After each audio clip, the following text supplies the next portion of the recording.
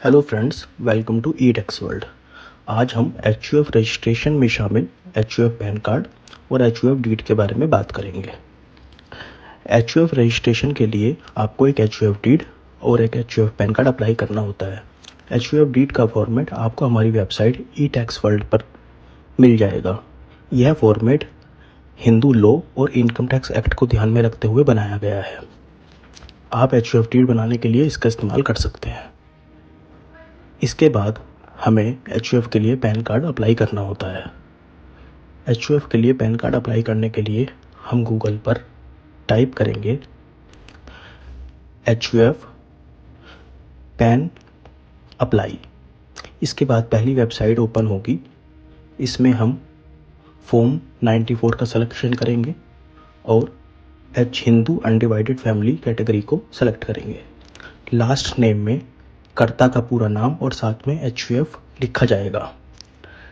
Date of birth में कर्ता की डेट ऑफ मैरिज को अंकित किया जाएगा। यह इसकी डेट ऑफ इनकॉर्पोरेशन भी मानी जाती है। एक कर्ता की एक्टिव ईमेल आईडी यहाँ मेंशन की जाएगी, साथ ही एक मोबाइल नंबर भी, जिस पे सभी अपडेट्स आपको मिलती रहें। बेसिक जानकारी दर्ज करने के बाद हम सबमिट बटन पर क्लिक करेंगे और आगे बढ़ेंगे। इसके बाद एक टोकन नंबर जनरेट होगा। ये हमें सेव करके रख लेना है, जो आगे हमारे काम आ सकता है। कंटिन्यू पर क्लिक करेंगे और आगे बढ़ेंगे। यह फॉर्म हमारी जो बेसिक इन्फॉर्मेशन हमने दायर की है वह दिखाएगा। इसमें हमें कुछ नहीं करना है, नेक्स्ट पर क्लिक करना है। सोर्स ऑफ इनकम में हम नो सेलेक्ट करेंगे। यहाँ हमें अपना कम्युनिकेशन एड्रेस फिल करना है। कम्युनिकेशन एड्रेस फिल करने के लिए हमारे पास जो एड्रेस प्रूफ है वही एड्रेस यहाँ पर मेंशन किया जाएगा। इसमें कोई बदलाव संभव नहीं है, क्योंकि इसी एड्रेस पर हमारा पैन कार्ड डिलीवर भी किया जाएगा। यह एड्रेस आपके एड्रेस प्रूफ से मैच होना चाहिए। इसमें उपस्थित जितनी भी रिक्वायरमेंट है हम वो फिल करेंगे। इसके बाद इसमें ऑफिस एड्रेस पूछा गया है, तो यहाँ पर हमने ऊपर जो अपना कम्युनिकेशन एड्रेस फिल किया है सेम बिना किसी बदलाव के वही एड्रेस यहाँ पर मेंशन करेंगे। आप चाहें तो ऊपर के एड्रेस से इसको कॉपी पेस्ट भी कर सकते हैं। पूरा एड्रेस दर्ज करने के बाद हम आगे बढ़ेंगे और इसमें कंट्री कोड यानी कि इंडिया सेलेक्ट करेंगे। मोबाइल नंबर ऑटोमेटिकली यहाँ पर आ जाएगा। इसके बाद यहाँ जो डिटेल मांगी गई है वह कर्ता की डिटेल है। कर्ता का पैन नंबर यहाँ दर्ज किया जाएगा। कर्ता का पूरा नाम यानी कि फर्स्ट नेम और लास्ट नेम। यहाँ पर फिर से एड्रेस मांगा गया है, तो हमने ऊपर 2 स्थानों पर जो एड्रेस फिल किया है वही सेम एड्रेस हम यहाँ पर भी फिल करेंगे। टोटल मिलाकर एड्रेस 3 जगह फॉर्म में मेंशन किया जाएगा। आप चाहें तो ऊपर के एड्रेस से इसको कॉपी पेस्ट भी कर सकते हैं, जिसमें गलती की गुंजाइश ना के बराबर होती है। कंट्री कोड में हम इंडिया सेलेक्ट करेंगे। यहाँ कर्ता का मोबाइल नंबर आएगा, यानी कि हमने जो मोबाइल नंबर और ईमेल आईडी ऊपर दर्ज की है वही सेम फ़ोन नंबर और ईमेल आईडी हम यहाँ दर्ज करेंगे। सबसे मेन बात, प्रूफ ऑफ आइडेंटिटी। यहाँ बहुत से ऑप्शन आपको दिखाई देंगे। यहाँ हम आधार कार्ड का चुनाव कर सकते हैं। यह आधार कार्ड का चुनाव हमें प्रूफ ऑफ एड्रेस में भी मदद करेगा, क्योंकि एड्रेस प्रूफ के लिए आधार कार्ड को मान्य माना जाता है। दोनों का चुनाव करके हम आगे बढ़ेंगे। इसके बाद इन्होंने AO कोड की रिक्वायरमेंट की है। इसमें हम अपनी स्टेट और सिटी सेलेक्ट करेंगे और फैच पर क्लिक करेंगे। इसमें काफ़ी सारे ऑप्शंस दिखाई देंगे, लेकिन इसमें चिंता की कोई बात नहीं है। इसमें हम जो भी सबसे ऊपर ऑप्शन आएगा उसको हम सेलेक्ट कर सकते हैं। नेक्स्ट पर क्लिक करेंगे। अब यहाँ हमें जो डॉक्यूमेंट साथ में अटैच करने हैं उनका चुनाव होगा। प्रूफ ऑफ आइडेंटिटी में हम आधार कार्ड का चुनाव कर सकते हैं।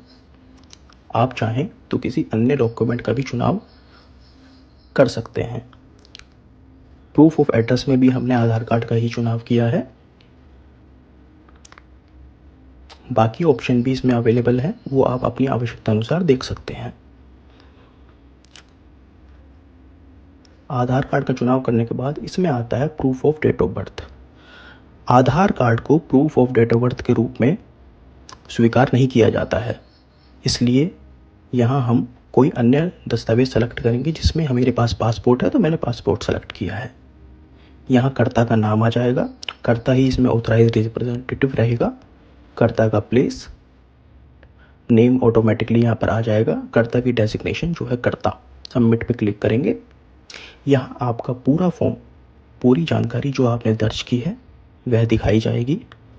आप एक बार सारी इन्फॉर्मेशन चेक करेंगे, कुछ भी गलती लगती है तो उसको अभी आपके पास समय है, एडिट कर सकते हैं। पूरी जानकारी देख लेने के बाद हम आगे बढ़ेंगे और प्रोसीड बटन पर क्लिक करेंगे। प्रोसीड पर क्लिक करने के बाद यहाँ हमें कुछ फीस का भुगतान करना होगा। यहाँ मुझे पेटीएम के माध्यम से भुगतान करना है, इसलिए मैंने पेटीएम के ऑप्शन को सिलेक्ट किया है। 107 रुपये की यहाँ फीस ये दिखा रहा है। एग्री पर क्लिक करके प्रोसीड टू पेमेंट पर क्लिक करेंगे। पे कन्फर्म पर क्लिक करके अब यहाँ हमें ये स्कैनर दिखा रहा है। इस स्कैनर को स्कैन करके हम पेटीएम के माध्यम से भुगतान कर सकते हैं। भुगतान करने के बाद हमें एक पीडीएफ फॉर्म, जिस पर एक्नॉलेजमेंट नंबर दर्ज होगा, जारी कर दिया जाएगा। फॉर्म को एक बार पूरा चेक करेंगे, क्योंकि हमें यह फॉर्म कुरियर के माध्यम से इनकम टैक्स ऑफिस में भेजना होता है।